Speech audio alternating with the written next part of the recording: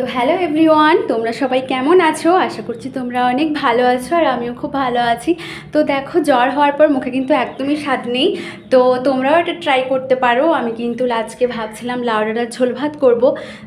খুব ভালো মুখের স্বাদ দেয় আর খুব ভালো লাগে।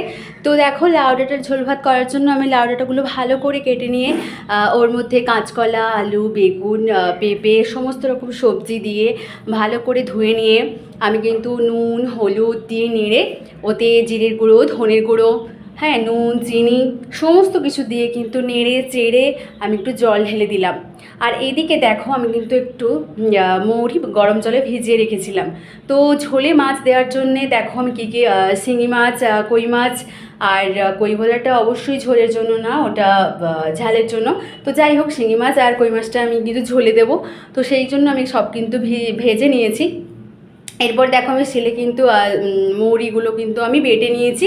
এরপরে দেখো, আমি কড়াইয়ের মধ্যে তেল গরম করে পাঁচফোড়ন আর গোটা জিরে আর লঙ্কা ফোড়ন দিয়ে সামান্য একটু পেঁয়াজ কুচি দিয়ে দেখো ঝোলের সমস্ত কিছু আমি ঢেলে দেব কড়াইয়ের মধ্যে। যে ঝোলটা করেছিলাম আর কি, সেটা দিয়ে দিলাম।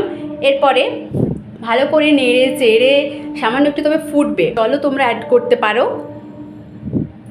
যদি জল কম হয় তাহলে একটু জলও অ্যাড করতে পারো। এরপরে কিন্তু মৌরি বাটাগুলো দিয়ে দিলাম। আগে যদি মৌরি বাটাগুলো দিয়ে থাকো তাহলে কিন্তু মৌরির যে একটা সেন্ট সেটা কিন্তু থাকবে না। তাই এটা যখন ফুটবে তখনই ঝোলের মধ্যে দেবে আর তারপরে মাছগুলো দিয়ে দেবে। দেখবে খুব ভালো একটা সেন্ট বেরোয়, যেটা খেতে খুবই ভালো লাগে। আর নুন চিনি অবশ্যই স্বাদ মতো দেবে, এটাতে নুন চিনিটা খুব ম্যাটার করে। তো দেখো, ফাইনালি লুক কেমন লাগলো অবশ্যই কমেন্ট করে জানিও। টাটা।